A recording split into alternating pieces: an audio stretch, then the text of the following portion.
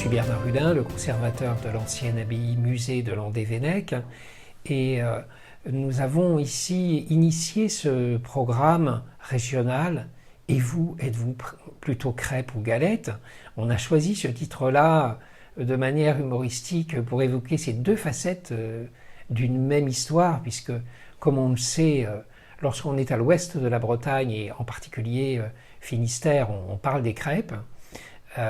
Et quand on est en pays gallo, autour de Rennes, de Saint-Malo, Saint-Brieuc, Fougères, c'est la galette.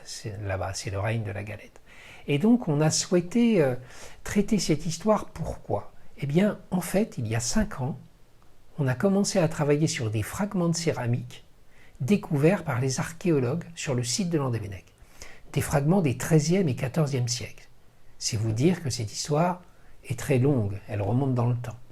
Et les archéologues, lors de leur découverte, en faisant des rapprochements, avaient fait la supposition que ça pouvait être l'ancêtre de nos biliques. Donc on en était resté là, et il y a 5 ans, on fait un prélèvement sur ces céramiques, on les confie à un analyste chimiste qui va donc, à partir d'un fragment qui fait quelques millimètres, qu'il va exposer à différents traitements, permettre de dire que ces céramiques, si on les reconstitue, on a les grands plats de la taille des biliques actuelles. Eh bien, ces céramiques, elles ont été portées à une chaleur d'environ 240 degrés. Et par ailleurs, il identifie une matière grasse, et cette matière grasse, pour lui, c'est un produit animal, c'est un produit bovin. Donc on imagine tout de suite que c'est du beurre. À partir de là, les 240 degrés, l'usage du beurre, disait bien que ces grands plats avaient servi à cuire. Et cuire quelque chose d'assez rapide. Parce que si vous faites une cuisson à 240 degrés, vous la laissez 10 minutes, c'est du carbone ensuite. Ça veut donc dire une cuisson, on cuit d'un côté, on retourne vite fait de l'autre. Tout ça, ça nous rapproche bien sûr de la crêpe. Ça nous a donné l'idée d'explorer ce sujet-là, de ne pas rester uniquement sur le Moyen-Âge, bien sûr, mais de voir comment ce matériel, comment on a été arrivé au bilic actuel, et est-ce qu'il y avait vraiment quelque chose de spécifique à la Bretagne. Et on s'est dit, c'est un sujet très vaste, c'est un sujet très riche, on ne va pas le faire seul, on va proposer aux collègues que ça intéresse, aux musées que ça intéresse, d'explorer à travers leur collection, à travers les témoignages, à travers tout ce qu'ils pouvaient faire ressortir de leur territoire, de leur pays, cette histoire singulière de la crêpe. Ce qui fait qu'en pays bigoudin, on vous parler de certaines choses qu'on ne sera pas en mesure de traiter lorsque l'on est au centre Finistère ou au nord Finistère, et encore moins quand on est dans la région de Dinan.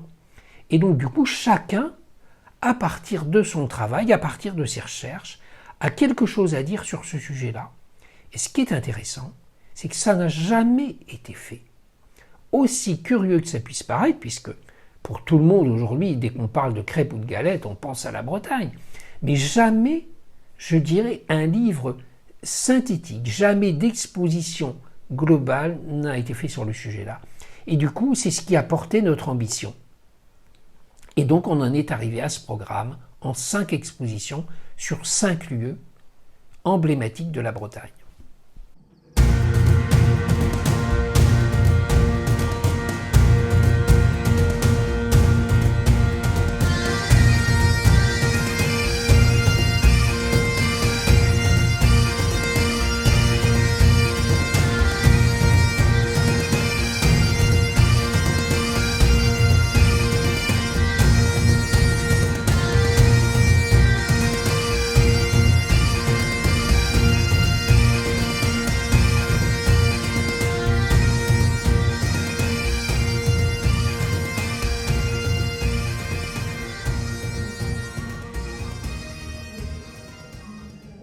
Tout a commencé il y a environ 2 ans, puisque nous avons répondu à un appel du musée de l'ancienne abbaye de Landévennec pour participer à une coopération autour du thème de la crêpe et de la galette.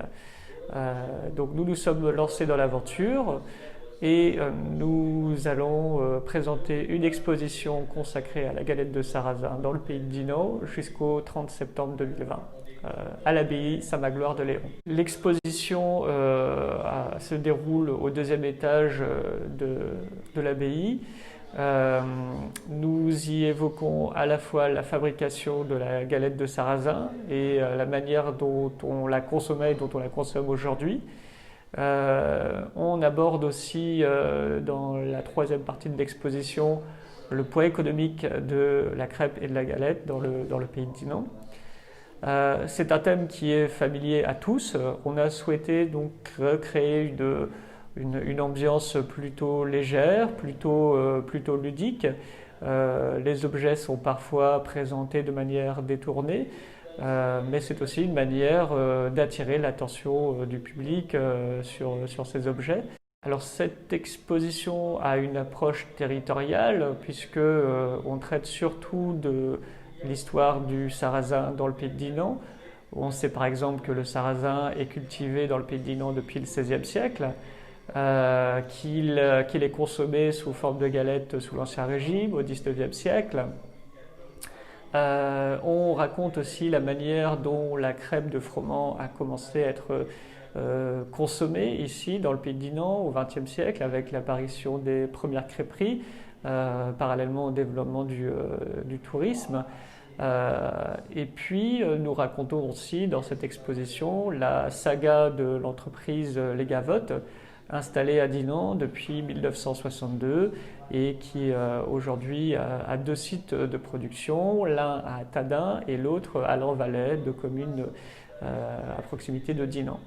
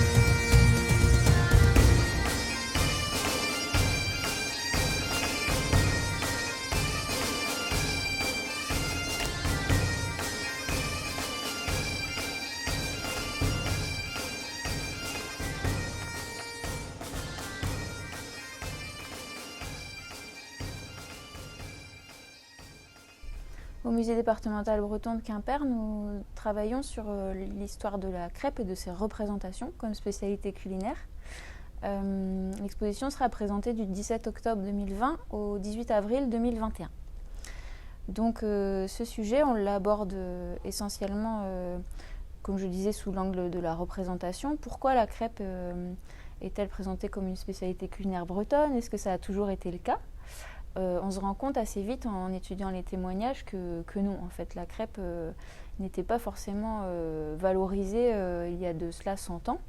C'était même plutôt un mets déprécié, voire un peu méprisé et considéré comme malsain parfois, parce qu'il était aussi associé à la consommation de sarrasin. Le sarrasin étant cultivé facilement en Bretagne, puisque ce sont des terres pauvres, mais ne pouvant pas être transformé en pain. Le sarrasin, la farine de sarrasin ne lève pas. Donc bouillie et crêpe étaient des façons de consommer le sarrasin.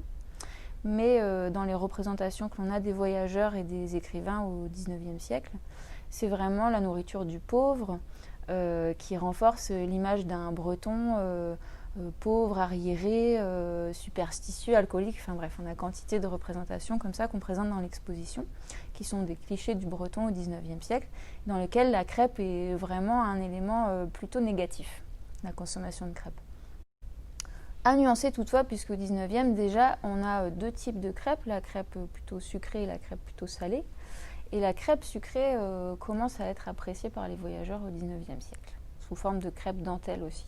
Et puis finalement s'opère un changement à la fois dans la manière de cuisiner la crêpe et dans la manière de la représenter, fin 19e, début 20e siècle, avec une évolution des modes de vie et puis le développement du tourisme. Les deux grands traits principaux. Les voyageurs sont de plus en plus nombreux en Bretagne. À Paris, les Bretons exilés se rencontrent dans des bistrots où on cuisine aussi des crêpes, qui sont un souvenir un peu nostalgique de leur enfance. Et finalement, l'image de la crêpe évolue. Les crêpes dentelles sont produites de manière artisanale, puis avec un rendement de mieux en mieux, de façon industrielle au début du XXe siècle. Elles sont commercialisées dans des jolies petites boîtes en fer blanc qui sont joliment illustrées. Et joliment illustrées, souvent avec des images un peu stéréotypiques de la Bretagne.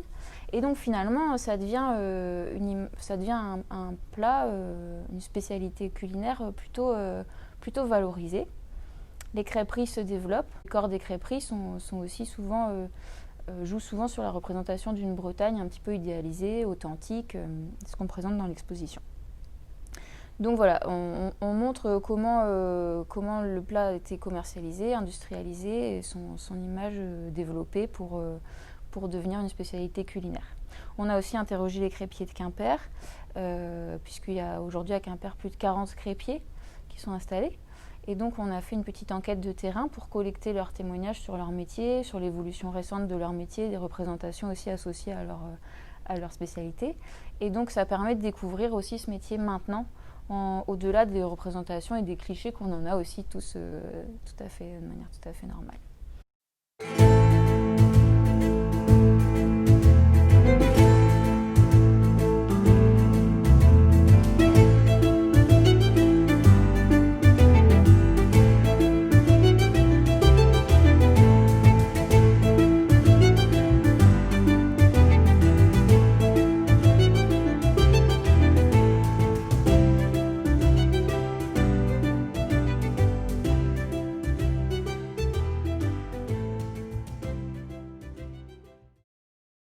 Alors, parallèlement à l'exposition « Et vous, êtes-vous plutôt crêpes ou galettes » au musée départemental breton, nous présentons aussi une petite exposition d'art contemporain, inédite, constituée à partir de biliques, qui s'appelle, donc les galetières en tôle, qui s'appelle Art Bilique, la fonte enluminée. Et donc c'est une collection d'une cinquantaine d'œuvres réalisées par des artistes français et internationaux à l'initiative d'un galériste de Landerneau, d'art contemporain de Landerneau, Alain Tanguy. Donc chaque artiste en fait s'est vu remettre une plaque en tôle, une ou plusieurs plaques en tôle, et après a laissé libre cours à sa créativité. Donc on a vraiment une belle diversité de créations, sculpture, peinture, collage, etc. à découvrir dans l'exposition.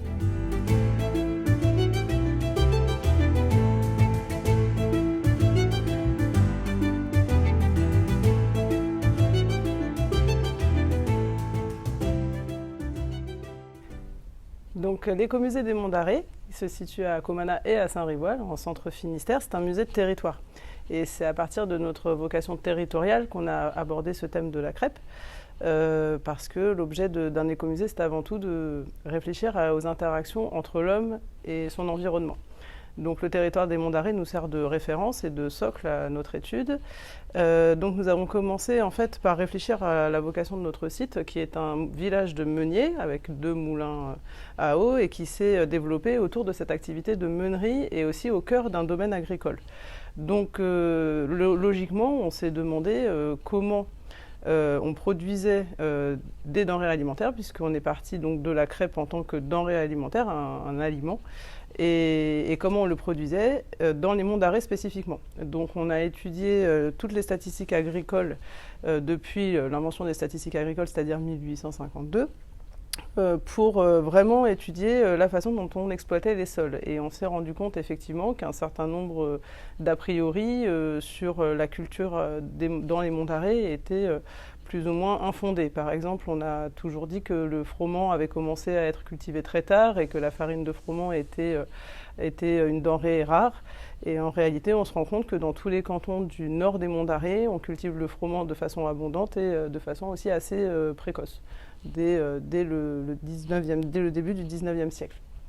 En revanche, les cantons du sud des Monts d'Arrée présentent en effet des spécificités, notamment sur la quantité de blé noir produite et sur la longévité de la culture du blé noir dans le temps. En effet, donc, on constate que ces cantons-là, qui présentent des terres un peu plus pauvres, un peu moins bien orientées au soleil, un peu plus humides, sont des supports pour le blé noir pendant de plus longues périodes. On en déduit donc que les pratiques alimentaires de nos ancêtres, donc, de nos aïeux plutôt. Donc on se rend compte que le blé noir a une place importante, qu'on fabrique avec ce blé noir des crêpes, même si on a tenté d'en faire du pain. Évidemment, ça a été un échec assez retentissant. Et donc la crêpe devient comme ça un élément assez central de l'alimentation. Néanmoins, ce qu'on constate aussi, c'est que la culture de l'avoine est très très abondante, que ce soit au nord ou au sud des Monts d'Arrée, et qu'avec cette avoine, on fait de la bouillie, la fameuse bouillie d'avoine, et qui a une place également très importante dans l'alimentation. Donc en fait, cette étude nous a permis de démontrer la diversité des pratiques alimentaires des Bretons. Et de là, on déduit aussi la façon dont les crêpières, enfin les femmes qui faisaient des crêpes depuis très longtemps, ce métier est devenu une vraie profession. On s'est rendu compte que ce métier devenait une profession en étudiant les dénombrements de population. Et ces dénombrements de population nous ont indiqué par commune un certain nombre de femmes qui étaient installées comme profession crêpière. Donc évidemment, on faisait des crêpes avant, mais en tout cas, le métier est reconnu comme une profession dans les dénombrements de population. La plus ancienne que l'on ait trouvée, c'est à Brasparts en 1851. Voilà, donc on se rend compte après que ces femmes sont des femmes souvent seules, qui sont chargées de famille, qui sont pour une raison ou pour une autre sans mari, et que cette façon de vendre des crêpes est une activité de subsistance en réalité. Voilà. L'exposition « Et vous, êtes-vous plutôt crêpes ou galettes » déclinée à l'Écomusée des Monts d'Arrée raconte un peu cette histoire du grain à la crêperie en fait.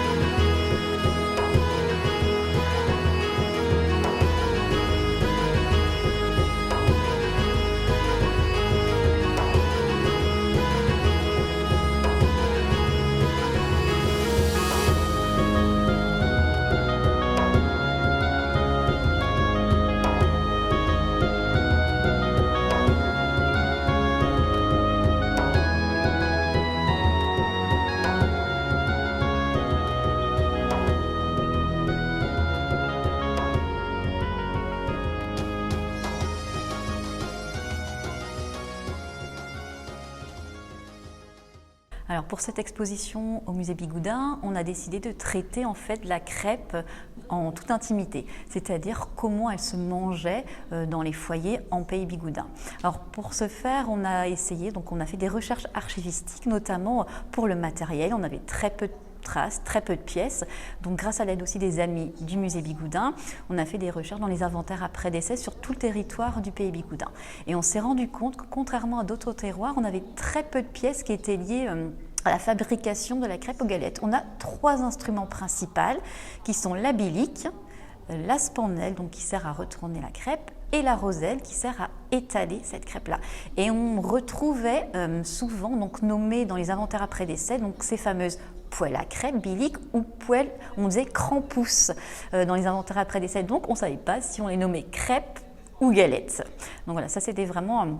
Ça nous a permis vraiment de bien déblayer, d'avoir des informations pratiques sur ce que possédaient les bigoudins sur ce territoire des années notamment 1850, 1870 jusqu'aux années 1900, donc sur la crêpe anciennement. Parce que sur les coutumes en fait actuelles, on a procédé d'une autre manière, on est allé notamment collecter dans les maisons de retraite, ce qui nous a permis de balayer aussi, on va dire, des années 30, 40, 50, donc du 20e jusqu'à actuellement. On a nos pratiques, donc on les connaît. On a questionné aussi en ligne ensuite des amis du musée, on a demandé dans la presse pour que les gens puissent répondre afin de faire d'avoir plusieurs pistes pour créer cette exposition.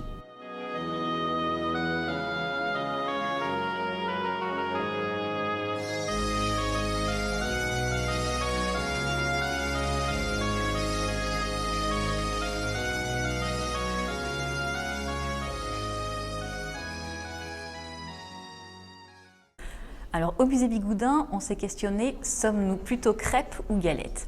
Et en Pays Bigoudin, en plus, nous sommes cuignes. Alors c'est vrai que beaucoup connaissent le nom de cuigne via le nom du cuigne amande, mais alors ça n'a absolument rien à voir. Juste le nom cuigne, ça veut dire gâteau en breton.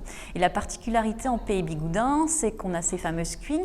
En fait, c'est une pâte sur la base d'une pâte à crêpes, on va retrouver de la farine, bien sûr du lait, des œufs, mais on va rajouter de la levure. Donc c'est une pâte qui va être montée, qu'on va mettre à peu près 3-4 heures à monter et qu'on déguste sur une bélique chaude.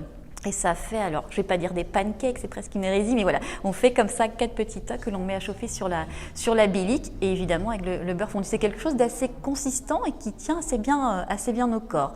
Et on a retrouvé une recette aussi archaïque de ces cuignes qu'on appelait les cuignes plaquettes. C'est une recette qui était quasiment perdue, et c'est grâce à Rosen, ses grands-mères lui ont transmis cette recette, et nous, à quelques kilomètres de ce territoire, c'était quelque chose que l'on méconnaissait complètement. Donc, en plus d'être crêpes galettes, on est cuignes et on a découvert aussi les cuignes plaquettes. Donc ça, c'est vraiment spécifique ici à ce territoire.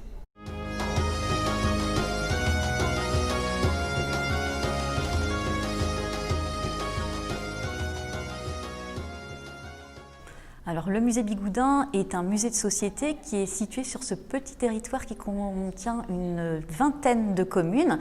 Et le musée Bigoudin, en fait, est resté pendant 50 ans quasiment sans bouger. C'est-à-dire que les collections n'étaient pas du tout renouvelées. Et depuis plus de 10 ans, en fait, on est une toute petite équipe et on s'attelle vraiment à faire vivre la tradition bigoudaine. C'est-à-dire qu'on est centré principalement sur le textile, mais pas uniquement. On s'intéresse aussi au patrimoine culinaire, au mobilier, à tout ce qu'on peut trouver en fait sur ce petit territoire du bout du monde. Donc à chaque fois, on développe soit des expositions temporaires sur des thématiques choisies.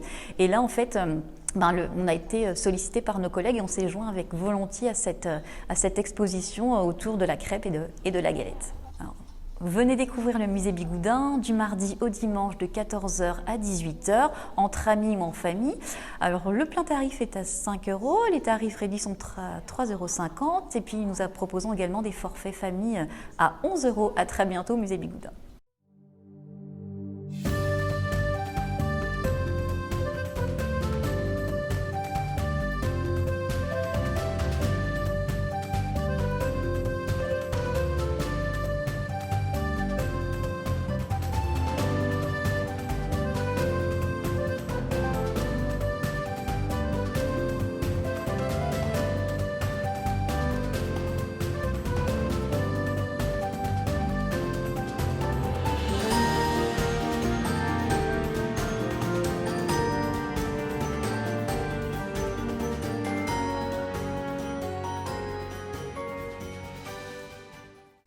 Donc sur le site de l'ancienne abbaye de Landévennec, les archéologues, Annie Bardel et Ronan Pérenec, ont retrouvé en fait des galetières en terre cuite. Et ces galetières en terre cuite, elles sont à l'origine de l'exposition du musée de l'ancienne abbaye. Alors, elles étaient intéressantes pour plusieurs raisons. D'abord parce qu'elles sont assez anciennes. Elles datent, pour la plus ancienne, retrouvées à Landévennec du XIIIe siècle, mais c'est des objets dont on va trouver l'équivalent ailleurs en Bretagne à partir du XIe siècle, donc c'est vraiment très ancien. Et puis c'est aussi unique à la région, c'est-à-dire qu'il n'y a pas d'objets de ce type-là en dehors de la Bretagne. Et donc la question qui se posait au départ, c'était de savoir, les archéologues les appellent des galetières en s'appuyant sur des textes qui sont un peu tardifs, qui datent pour les plus les plus anciens du XVIIIe siècle, donc c'est voilà. Et est-ce qu'on peut prouver, est-ce qu'on peut aller plus loin dans la preuve du fait qu'il s'agit bien de galtières? Et donc pour ça, on a réalisé en fait d'abord des analyses sur les galtières, et ensuite on a fait aussi une session d'expérimentation, c'est-à-dire de l'archéologie expérimentale, pour tester ces galtières et pour voir si elles fonctionnaient réellement dans un contexte qui ressemblait à la manière dont les hommes du Moyen-Âge ont pu les utiliser. Et donc il s'est avéré qu'effectivement, on avait bien des galtières ici à Landévennec, et c'est donc à partir de là qu'on a créé ce projet d'exposition.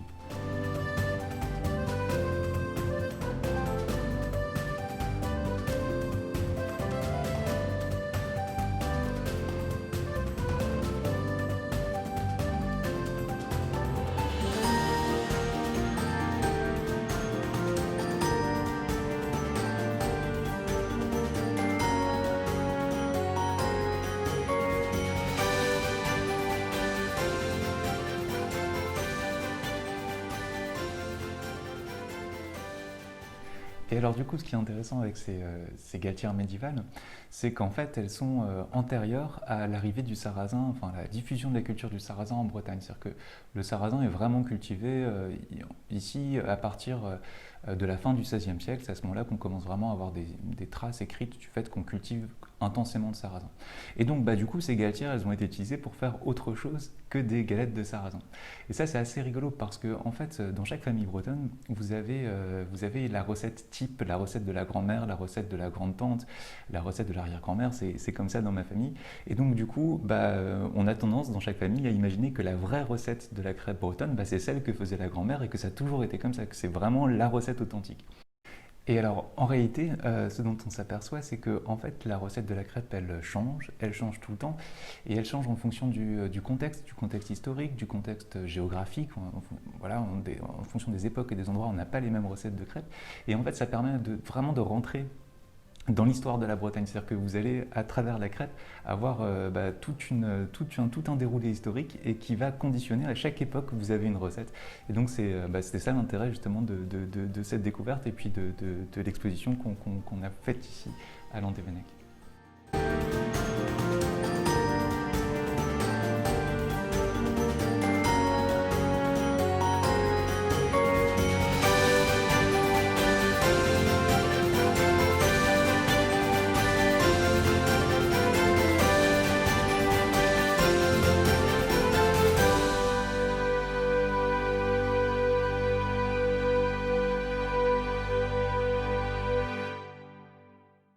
Et alors du coup, justement, donc on a ces recettes de crêpes qui évoluent donc en fonction des époques.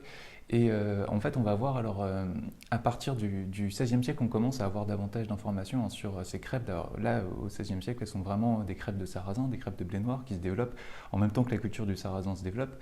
Et donc la crêpe devient sans doute dans plusieurs endroits un élément important de l'alimentation des familles paysannes et des familles même ouvrières. Parce que ça coûte moins cher d'utiliser de la farine de sarrasin, et puis parce qu'aussi la crêpe, en fait, contrairement au pain, ça demande moins de combustible. En Bretagne, vous avez beaucoup de régions dans lesquelles il n'y a pas beaucoup de grandes forêts, donc on va avoir cette utilisation des crêpes, voilà, comme plat populaire. Et puis, à partir du 19e siècle, on va commencer cette fois-ci à s'intéresser à la crêpe comme marqueur d'une identité locale. Mais au départ, le point de vue est très négatif en fait sur les crêpes. Très souvent, ce sont des voyageurs ou alors des membres des classes aisées de la population qui regardent la crêpe comme un plat populaire, comme un plat local. Et parfois un peu comme un plat de sauvage, quand vous regardez Balzac dans Les Chouans qui décrit la consommation du sarrasin par marche-à-terre, il dit qu'il mange sa galette qui est le triste délice que seuls les Bretons peuvent connaître, dont la galette qui est un plat national dont les tristes délices ne peuvent être connus que des Bretons, excusez-moi. Et puis il dit qu'il la mange surtout avec une indifférence stupide, donc il regarde vraiment le sauvage marche-à-terre manger sa crêpe. On a même à la fin du 19e siècle des épidémies de choléra, et puis des études en épidémiologie qui s'intéressent à la vie de la population, notamment la population ouvrière, et qui citent la crêpe, la consommation excessive de crêpes comme un facteur de risque dans la diffusion des maladies infectieuses. Donc on a vraiment cette idée que la crêpe est assez délétère. Et puis ensuite, on va voir quand même en même temps que ça les Bretons qui, eux, alors là les témoignages sont assez rares parce que c'est vraiment, encore une fois, la crêpe c'est de la culture populaire, donc c'est pas une culture qui laisse beaucoup de traces écrites, mais on a quand même quelques indications du fait que les Bretons, même si c'était un plat qui ne coûtait pas cher, appréciaient la galette. Et par exemple, vous avez une interdiction de l'utilisation de la farine de sarrasin au début du XXe siècle, dans le cadre de la Première Guerre mondiale, donc des restrictions alimentaires. En fait, on demande à ce qu'on n'utilise de la farine que pour la fabrication du pain. C'est le gouvernement français qui décide ça. Et donc c'est pour interdire les pâtisseries, tout simplement, donc les consommations de luxe, mais il ne pense pas, le gouvernement, que ça peut aussi mener à l'interdiction de la culture de la galette. Et là, vous avez dans la presse locale une flopée d'articles, une dizaine d'articles qui vont justement dénoncer l'interdiction de la galette, et ça montre à quel point les populations locales pouvaient, elles, être attachées à ce plat. Et puis ensuite, à partir du début du XXe siècle, là, on va voir vraiment se développer des crêperies dans lesquelles qui s'adressent à la fois aux populations bretonnes, certainement, mais qui s'adressent aussi aux populations extérieures. Et ça, on voit notamment parce que dans ces crêperies, on reconstitue un intérieur un peu idéalisé de la vie rurale en Bretagne. Et par exemple, à la crêperie moderne à Brest, on vous sert en costume bigoudin, alors que ça n'a rien à voir en termes de région.